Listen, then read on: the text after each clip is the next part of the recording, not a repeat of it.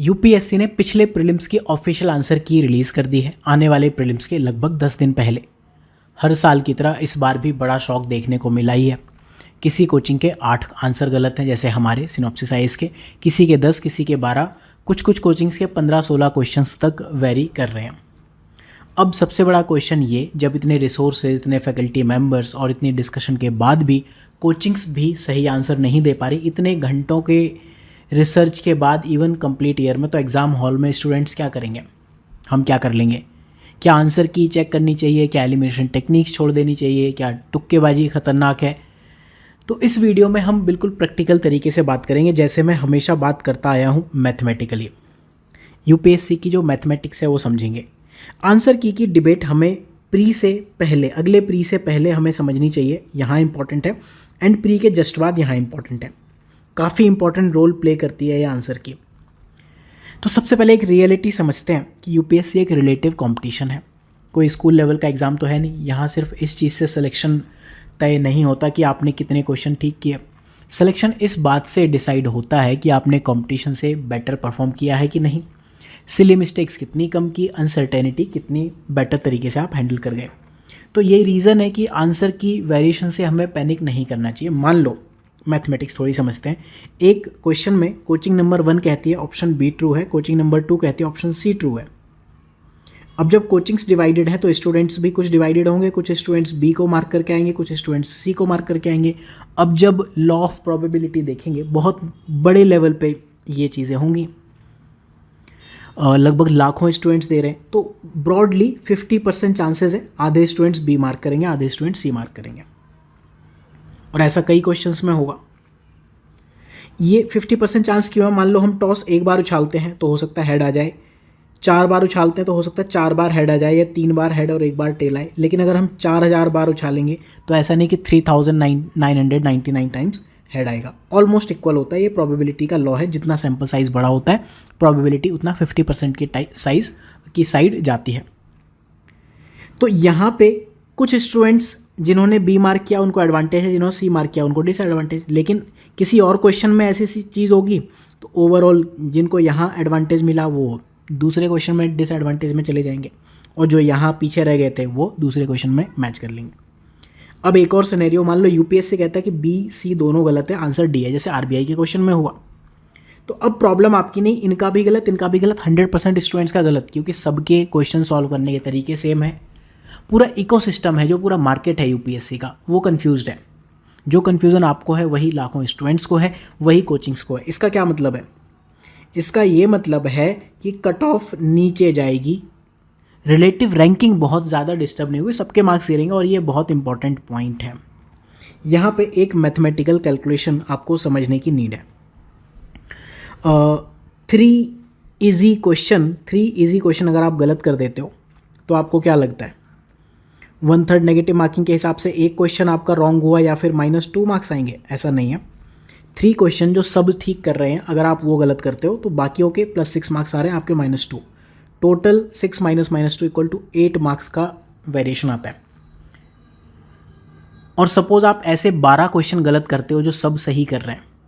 किसी ने कमेंट किया था कि एलिमिनेशन टेक्निक से 12 क्वेश्चन गलत हो रहे हैं, दूसरे ने कमेंट किया कि 30 क्वेश्चन सही भी तो हो रहे हैं। तो 12 क्वेश्चन गलत हो रहे हैं, तो इस हिसाब से 3 का 4 गुना 12, 8 × 4 32, 32 मार्क्स पीछे। लेकिन ऐसा नहीं है, ये आसान क्वेश्चन नहीं गलत हुए। 12 क्वेश्चन में +24 किसी के नहीं आ रहे हैं, ये सब लोग नेगेटिव जा रहे हैं। बेसिकली जो कट ऑफ 92 + 24 जा सकती थी, वो 24 अब ऐड ही नहीं हुआ किसी के, तो ये नहीं है। अब आप एक्चुअल लॉस में सिर्फ 8 मार्क्स के हो।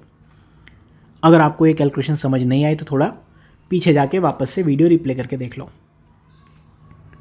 तो बेसिकली मान लो हमने 12 क्वेश्चन गलत किए तो -8 मार्क्स आए। मान लो 30 क्वेश्चन सही किए, ठीक है, तो हम +60 मार्क्स से बैठे हैं, तो +52 मार्क्स पे हैं। अब ये नंबर इतना इंपॉर्टेंट क्यों हो जाता है कि रियल एग्जाम में 30-40 क्वेश्चन से ज़्यादा लोगों को नहीं आते, बाकी में तुक्केबाजी या एलिमिनेशन इसी टाइप की चीज़ें चलती हैं। एक सिंपल सिनेरियो लेते हैं, मान लो आपको 40 क्वेश्चन आते थे या 30 क्वेश्चन आते थे, 10 आपने छोड़ दिए, 60 क्वेश्चन आप तुक्केबाजी से एलिमिनेशन टेक्निक से सॉल्व कर रहे हो। एक केस लेते हैं, मान लो 30 क्वेश्चन आपने नेगेटिव कर दिया, तो 1/3 के हिसाब से -10 नेगेटिव क्वेश्चन हुए एंड -20 मार्क्स पे आप बैठे हो, लेकिन 30 क्वेश्चन आपने पॉजिटिव कर दिया। इट मीन्स आप +60 मार्क्स से बैठे हो, ओवरऑल +40 मार्क्स का आपका जो है रिलेटिव एडवांटेज मिला। ये एडवांटेज तब प्रॉब्लम में आएगा जब आपकी किस्मत या प्रिपरेशन इतनी ख़राब है, मार्क माई वर्ड, किस्मत या प्रिपरेशन दोनों में से एटलीस्ट एक चीज़ इतनी ख़राब है कि 45 क्वेश्चन हमारे गलत हो गए, बेसिकली -15 क्वेश्चन के हम नेगेटिव में बैठे हैं एंड 15 क्वेश्चन सही हुए, तो +15 बेसिकली नेट 0, 60 क्वेश्चन करके भी हमें कुछ अचीव नहीं हुआ। और अगर ये क्वेश्चन 46 हो गया या 14 हो गया तब हम नेट नेगेटिव में जाने लगते हैं। ये प्रॉपर मैथ से एलिमिनेशन टेक्निक्स का जो काम करता है। तो होपफुली आपको ये समझ आया होगा मैथमेटिक्स। अब मैं कुछ चीज़ें बताता हूँ कि मैंने 16, 17, 18 3 अटैम्प्ट दिए। जब भी मैं प्रीलिम्स देकर आता था कभी आंसर की चेक नहीं की। इसके पीछे कुछ रीजंस थे। पहला पॉइंट ये है कि जो मेरी प्रिपरेशन है वो उस लेवल की है कि एग्ज़ाम कल भी करा लो जनवरी में भी तो भी मुझे पता है प्रीलिम्स निकल जाएगा। जब लोगों की इस लेवल की प्रिपरेशन होती तो आंसर की मेंटली डिस्टर्ब नहीं करती।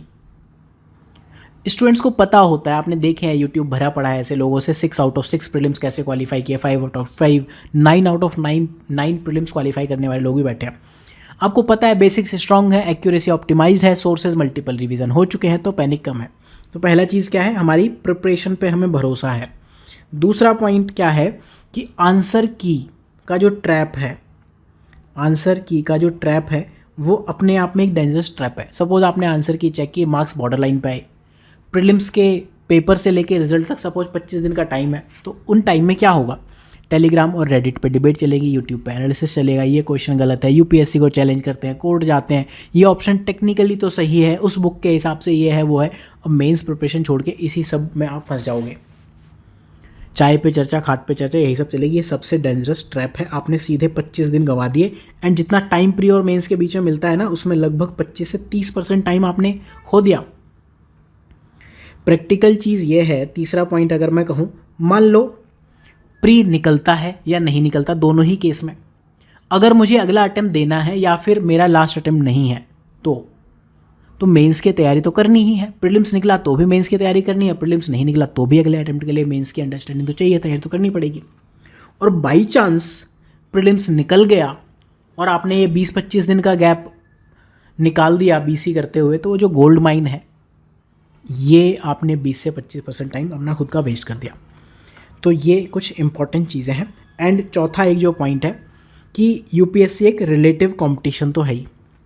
एक बहुत इंपॉर्टेंट चीज़ फिर से वापस से बात करता हूँ। मान लो एक साइंस का क्वेश्चन आया, आपने एलिमिनेशन लगा के आंसर किया, बाद में पता चला गलत हो गया, आपको लगा मेरा नुकसान हो गया। रियलिटी यही है ना कि सभी ने अटेम्प्ट करके वही गलत किया। कोचिंग्स भी डिवाइडेड थी, एक्सपर्ट्स भी कंफ्यूज थे। जो स्टार्टिंग में बात की वही बात वापस से समराइज़ की मैंने। तो उस क्वेश्चन में सबका नुकसान हुआ है, सबकी कट ऑफ नीचे जाती है, सबका नुकसान होता है, कट ऑफ नीचे जाती है। यूपीएससी एब्सोल्यूट एग्ज़ाम नहीं है, रिलेटिव फिल्टरिंग एग्ज़ाम है। तो इन चीज़ों पे भरोसा करने की वजह से मैं कभी आंसर की चेक नहीं करता। अब नेक्स्ट बात करते हैं, यूपीएससी खुद फेयर नहीं है, क्या हमें एलिमिनेशन टेक्निक्स छोड़ देनी चाहिए। सबसे बड़ी डिबेट है कि एलिमिनेशन टेक्निक फेल हो गई, तुक्केबाजी डेंजरस है। हाँ डेफिनेटली है। कोई कहता है इस साल एलिमिनेशन टेक्निक से 12 क्वेश्चन गलत हो गए, ठीक है मान लेते हैं, लेकिन दूसरा साइड भी देखो, उसी एलिमिनेशन टेक्निक से 25 से 30 क्वेश्चन सही भी हुए, तो ओवरऑल नेट गेन हुआ, बहुत बड़ा पॉजिटिव है। गलत क्वेश्चन का नुकसान लिमिटेड है, सही क्वेश्चन का गेन बहुत ज़्यादा है। तो ओवरऑल आप नेट पॉजिटिव में है। तो कंक्लूजन ये है, एलिमिनेशन टेक्निक से भरोसा रखना है, उनमें एक्यूरेसी इंप्रूव करनी है, ठीक है। Knowledge is king. मेरे से ज़्यादा बोलने वाला कौन है, मैं न्यूक्लियर साइंस का बंदा हूँ। बट फिर भी यूपीएससी अपने आप में एक फेयर एग्ज़ाम नहीं है, आपको भी अनफेयर तरीके से ही यूपीएससी निकालना पड़ेगा। एग्जामिनर ही आपके लिए अनसर्टेनिटी लेके आ रहा है, एम्बिग्युइटी ला रहा है क्वेश्चंस में, multi dimensional lengthy paper, factual confusions लेके आता है, स्टेटमेंट हैवी, पीवाईक्यू रिपीट कर रहा है आरा गट्टा में, बट सब में वाटर वाटर वाटर दे दिया। इसने ए पढ़ा वाटर है, उसने BCD तो पढ़ा नहीं, टिक कर दिया। तो एक्चुअल में 100% क्वेश्चंस एलिमिनेशन से सॉल्व करने चाहिए, not elimination technique but from elimination. आप मेक श्योर करो कि BCD गलत है। बेसिकली ये चीज़ पॉलिटी में बहुत ज़्यादा काम करती है। तो knowledge, elimination plus exam temperament, तीनों चीज़ें काम करती हैं। जो 100% सर्टेनिटी है वो मिथ है, राइट। हर क्वेश्चन में 100% श्योर होना चाहिए ये हम सोचते हैं, बट इम्पॉसिबल है। यूपीएससी डेलिबरेटली अनसर्टेनिटी बना रहा है। हर क्वेश्चन में हम क्या करेंगे, मैक्सिमम ऑप्शंस कट करने की या एलिमिनेशन करने की ट्राई करेंगे, स्टेटमेंट कंपैरिजन देखेंगे, और एलिमिनेशन हमेशा गलत नहीं होगा। एक्यूरेसी अगर हमारी 60-70% भी है तो एक अच्छी खासी हाई लेवल परफॉर्मेंस है। अब एग्ज़ाम हॉल स्ट्रेटजी में मैंने एक राउंड 0 की बात की है, एंड उसके बाद 1, 2, 3 आते हैं। इसके बाद लास्ट फाइनल राउंड वो 5 मिनट का होगा। राउंड 0 बेसिकली 20 मिनट के आसपास का होगा। इसमें हम बहुत इजी क्वेश्चन करेंगे। राउंड 0 में स्कैन करेंगे एंड इजी क्वेश्चन सॉल्व करेंगे। इसकी अगर डिटेलिंग आपको समझनी है तो ये वीडियो देखो, ये video never fail UPSC prelims power of round 0 and elimination technique का ये वाला वीडियो, राइट, ये दोनों देख जाओ। नेक्स्ट वीडियो में मैं फाइनल राउंड की बात करूंगा जो लास्ट के 5 मिनट की बात करता है। बेसिकली शॉर्ट लिस्ट जो आप कर चुके हो उन डाउटफुल क्वेश्चंस को हम यहाँ देखते हैं, करना है नहीं करना है। 50-50 पे जहाँ हम पहुँच गए हैं वो हमें डिसाइड करना है। प्रोबेबिलिटी बेस्ड डिसीजन लेने, यहाँ भी साइंटिफिक वे में आप कुछ मार्क्स इंप्रूव कर सकते हो। नेक्स्ट पूरे वीडियो में प्रैक्टिकली बात करेंगे। यही गेम बदलता है। फर्स्ट राउंड में जिसे हम राउंड 0 कह रहे हैं, जो दुनिया में कोई नहीं करता आज की बात, एंड राउंड लास्ट। सब लोग राउंड 1, 2, 3 की बात करते हैं, मैं कह रहा हूँ राउंड 4 एंड में लाओ एंड राउंड 0 सबसे पहले लाओ। अब एक चीज़ है, पोस्ट मार्क्स एग्ज़ाम कैलकुलेशन कैसे करनी है, तो कुछ प्रैक्टिकल एडवाइस मैं आपको देना चाहता हूँ। एग्ज़ाम के बाद 3 से 4 कोचिंग्स के आंसर की कंपेयर करो। आप नोटिस करोगे कि 80-85% क्वेश्चंस सब ने सेम आंसर किए होंगे। वेरिएशंस मान लो 15 क्वेश्चन में है। आपको क्या करना है, मैं आपको वेरी सेफ स्ट्रेटजी बता देता हूँ। Very safe strategy, VVS Laxman होते थे तो मैं स्ट्रेटजी बता रहा हूँ। जिन क्वेश्चन में मेजर वेरिएशन है उन्हें आप मान लो सब गलत हैं। सपोज 15 क्वेश्चन में वेरिएशन है कोचिंग्स में, तो एज्यूम करो कि मेरे सब गलत हैं। अब स्कोर कैलकुलेट करो। इसके बाद भी आप जो एक्सपेक्टेड कट ऑफ है उस टाइम जो कोचिंग देंगी उसके आसपास हो या ऊपर हो, तो बिना सोचे समझे आंख बंद करके मेंस प्रिपरेशन शुरू करो। क्योंकि इन रियलिटी इन 15 में से कुछ तो आपके सही निकलेंगे ना। मान लो कोचिंग्स डिवाइडेड है तो ब्रॉडली 7 क्वेश्चन या 8 क्वेश्चन आपके सही निकलेंगे, 7-8 गलत निकलेंगे। तो उन डिस्प्यूटेड में से भी आप थोड़े ऊपर जाओगे। और अगर इसमें से आप 5-7 क्वेश्चन या 10-15 नंबर पीछे आ रहे हो, 7-8 का मतलब 10 से 15 नंबर होता है, तो भी आपको प्रीलिम्स की जो डिबेट है वो छोड़ के मेंस की प्रिपरेशन ज़रूर करनी चाहिए। फाइनली ये वीडियो कंक्लूड करते हुए मैं कुछ बातें कहना चाहूँगा। यूपीएससी प्रीलिम्स सर्टेनिटी का एग्ज़ाम तो नहीं है, ये अनसर्टेनिटी मैनेजमेंट का एग्ज़ाम है। अगर आप एग्ज़ाम में पैनिक कंट्रोल कर ले गए, रिलेटिव कंपटीशन को समझ ले गए, एलिमिनेशन इंटेलिजेंटली यूज़ कर ले गए और आंसर की में जो डिबेट्स होती है उसमें नहीं फंसे, तो लॉन्ग रन में क्लियर करने के अपने चांसेस बढ़ा लेते हो। अपनी मेहनत पे भरोसा रखो, प्रोसेस पे भरोसा रखो। एक चीज़ याद रखना, यूपीएससी में परफेक्शनिस्ट बहुत हुए हैं। नेट पॉजिटिव परफॉर्मेंस ही आपको सिलेक्शन दिलाएगी। तो फाइनली अगर वीडियो यूज़फुल लगे तो उन स्टूडेंट्स के साथ शेयर करो जो अभी आंसर की एंग्जाइटी में है, और कमेंट करके ये तो बता ही दो कि कितने क्वेश्चंस में कोचिंग्स में वेरिएशन दिखे। Thank you for watching.